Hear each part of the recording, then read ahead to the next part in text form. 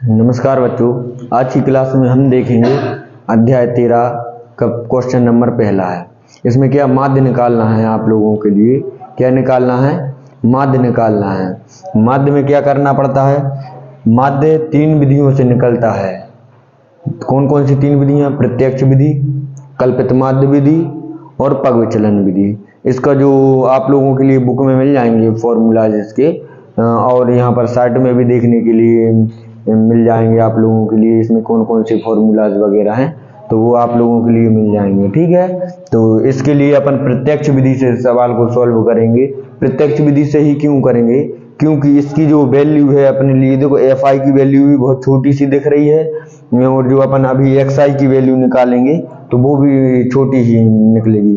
तो एक्स आई की वैल्यू अपन कैसे निकालते हैं? एक्स आई की वैल्यू निकालते हैं L1 प्लस L2 अपॉन 2, मतलब ऊपरी सीमा प्लस निचली सीमा भाग 2। ठीक है, अपन मतलब बटे 2 से। ऊपरी सीमा क्या है? ये, और निचली सीमा क्या है? ये है। इन दोनों के लिए जोड़ना है और 2 से अपने लिए भाग देना है।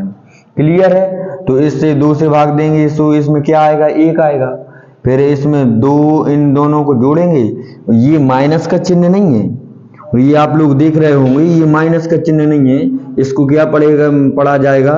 0 से 2, 2 से 4, 4 से 6, 6 से 8, इसी प्रकार एंड सो ऑन अपन आगे आगे देखते जाएंगे। ठीक है, तो अपन इसके लिए एक्स आई की वैल्यू निकालें। फॉर्मूला क्या है वर्ग चिन्ह निकालने के लिए? ऊपरी सीमा प्लस निचली सीमा बटे 2। ठीक है, तो आप लोगों के लिए इसके लिए जोड़ना है। L1 क्या है अपना? 0 है, और L2 क्या है? 2 है। 2 में 0 जोड़ेंगे तो कितना आ जाएगा? 2 आएगा, और 2 में अपन 2 से भाग देंगे तो कितना आएगा? 1 आएगा। तो x1 का मान कितना आ गया? 1 आ गया। फिर इसको 6 में अपन किससे भाग देंगे? 2 से देंगे तो कितना आएगा? 3 आएगा। ठीक है, इसी प्रकार अपन करते चलेंगे आगे। तो 10 मतलब 5 आ जाएगा। इसमें कितना हो जाएगा? 6 और 6 12 और 2 14, तो कितना? 7 आ जाएगा। इसमें 18 9 आ जाएगा। इसमें कितना हो जाएगा? 22 11 आ जाएगा। इसमें कितना? 24 हो रहा है, 24 नहीं 26 हो रहा है, तो 13 आ जाएगा। ठीक है, तो ये अपने किसके मान आ गया? एक्स आई का मान आ गया। अब अपने लिए क्या करना है? एफ आई और एक्स आई, मतलब एफ आई ये है, एक्स आई ये है, इन दोनों का क्या करना है? गुणा करना है। तो इसमें क्या होगा? 1 एकम 1 हो जाएगा, और 3 दूनी 6, 5 एकम 5, और 5 7 35। ठीक है, और फिर 9 6 कितने हो जाएंगे? 54। इसी प्रकार 11 दूनी कितने हो जाएंगे? 22, और 13 3 कितने होते हैं? 39 होते हैं। ठीक है, तो ये क्या था? अपन ने एफ आई एक्स आई निकाला। प्रत्यक्ष विधि बिल्कुल सिंपल है। कब लगाना है प्रत्यक्ष विधि? जब अपने लिए ये वैल्यू आप देख रहे हो बहुत छोटी छोटी, अपन आसानी से गुणा कर सकते हैं। एफ आई की वैल्यू भी छोटी है, बिल्कुल आसानी से एक दूसरे के अपन गुणा कर सकते हैं। अगर संख्याएं बड़ी बड़ी आए, थोड़ी बड़ी मतलब अपने गुणा करने में थोड़ा सा टफ लगे, तो फिर अपने लिए क्या करना है? तुरंत कल्पित माध्य विधि पे पहुंच जाना है अपने लिए। कल्पित माध्य विधि नहीं तो फिर उसके बाद पग विचलन विधि है, और इनसे क्या होता है? छोटी छोटी सी संख्याएं बन जाती हैं, आराम से अपन क्या करते हैं? सॉल्व कर सकते हैं उनके लिए, ज्यादा अगल से नहीं। अब बड़ी बड़ी संख्याओं के लिए रफ वर्क ज्यादा करना पड़ेगा, तो अपने लिए बहुत ज्यादा टाइम लगेगा। कम टाइम में अपने लिए जल्दी से जल्दी क्वेश्चन को सॉल्व करना है, इसीलिए अपने लिए क्या बनाई गई है? ये विधियां बनाई गई है। ठीक है, तो ये तो छोटी छोटी से संख्याएं थी, तो अपन ने इसके लिए क्या कर लिया है? आसानी से गुणा कर लिया, तो अपन ने इसमें क्या लगा दी? प्रत्यक्ष विधि लगा दी है। ठीक है, अब अपने लिए क्या करना है?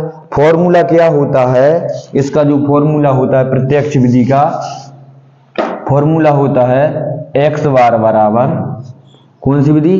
प्रत्यक्ष विधि का। एक्स बार बराबर sigma F I x I upon sigma F I. ठीक है। अच्छा, सिग्मा का मतलब क्या है? इन सभी संख्याओं का योग। अच्छा, एफ आई यहाँ पर ये है, सिग्मा है अपना, तो इन सबको जोड़ना है। इन सबको जोड़ेंगे तो कितना आएगा? 20 आएगा। कितना आएगा? 20 आएगा। आप लोग जोड़ के देख लेना, तो 20 आएगा यहाँ पर। ठीक है। और सिग्मा एफ आई एक्स आई ये है, यहाँ पर सिग्मा लगा, मतलब कि ये क्या करना है? योग करना है अपने लिए। योग करना है तो जोड़ेंगे, इन सबको जोड़ेंगे तो कितना आएगा?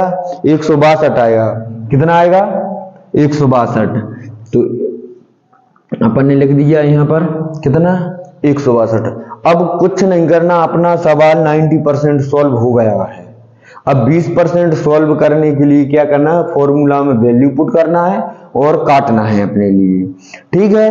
तो अपन फॉर्मूला में वैल्यू पुट करते हैं इसकी, तो इसके सिग्मा एफ आई एक्स आई की वैल्यू कितनी आई है? 162 आई है।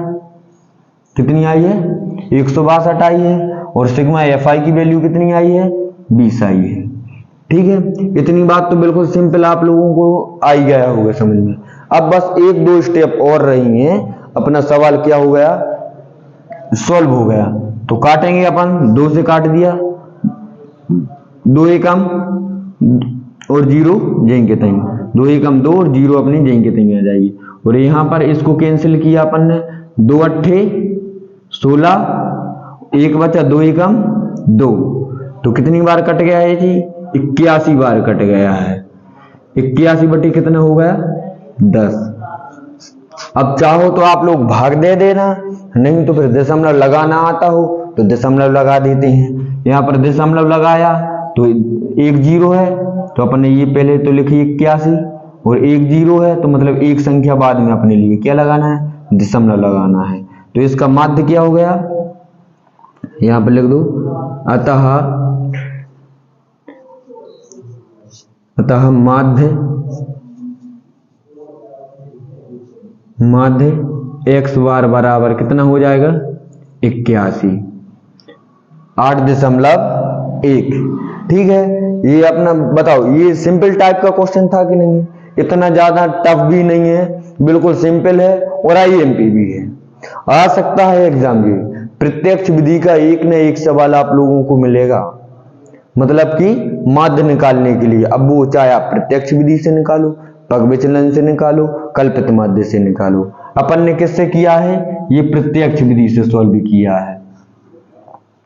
प्रत्यक्ष विधि से सॉल्व किया है ये अपन ने।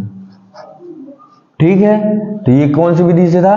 प्रत्यक्ष विधि का था। अच्छा, अब इसमें क्वेश्चन में एक चीज और पूछी है कि माध्य निकालने के लिए आपने किस विधि का उपयोग किया और क्यों किया है। ठीक है। अपन ने लिख दिया माध्य निकालने के लिए, इसका और लिखेंगे कि माध्य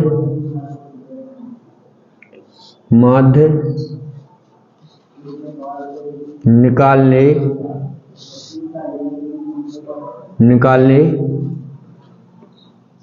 के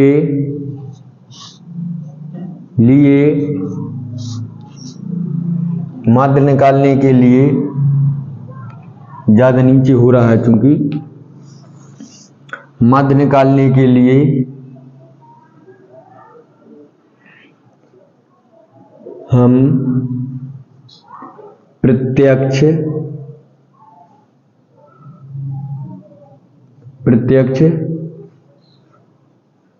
विधि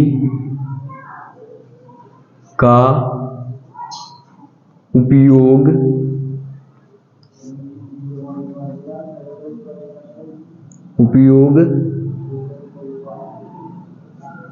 करते हैं। क्योंकि अपन ने क्यों किया है? क्योंकि इसके जो एफ आई के मान और एक्स आई के मान कैसे हैं? अपने छोटे छोटे से हैं। अगर बड़े होते तो अपन कल्पित माध्य या पग विचलन दोनों में से कोई सी भी विधि लगा सकते थे। क्योंकि एफ आई और एक्स आई, एफ आई और एक्स आई के मान कैसे हैं? छोटे छोटे हैं, छोटे छोटे हैं। आ गई बात समझे? बिल्कुल सिंपल था। उसने कारण पूछा था, अपन ने कारण बता दिया, और उसने सॉल्यूशन पूछा था तो अपन ने सॉल्यूशन बता दिया। ठीक है, तो क्वेश्चन आ गया होगा समझ में। अगर क्वेश्चन नहीं आया हो समझ में, किसी भी प्रकार की कोई सी परेशानी हो आप लोगों के लिए, तो एक बार वीडियो को पुनः रिपीट करके देखना। बहुत बारीक से बारीक चीज अपन ने यहाँ पर, जैसे xi का मान निकाला है वो भी आप लोगों के लिए किस प्रकार निकालते हैं, कौन सा फॉर्मूला लगाते हैं वो भी बताया है। अच्छा, fi xi निकालते हैं वो कैसे निकालते हैं वो भी बता दिया। अपन ने प्रत्यक्ष विधि का उपयोग किया है, किस प्रकार करते हैं वो भी बता दिया। अच्छा, क्वेश्चन में कारण पूछा था अपन ने वो भी बता दिया। ठीक है, वीडियो पसंद आई हो तो लाइक करना, चैनल को सब्सक्राइब करना, अपने फ्रेंड्स के लिए शेयर करना। देखते हैं अभी अपन इसका सेकंड नंबर का क्वेश्चन।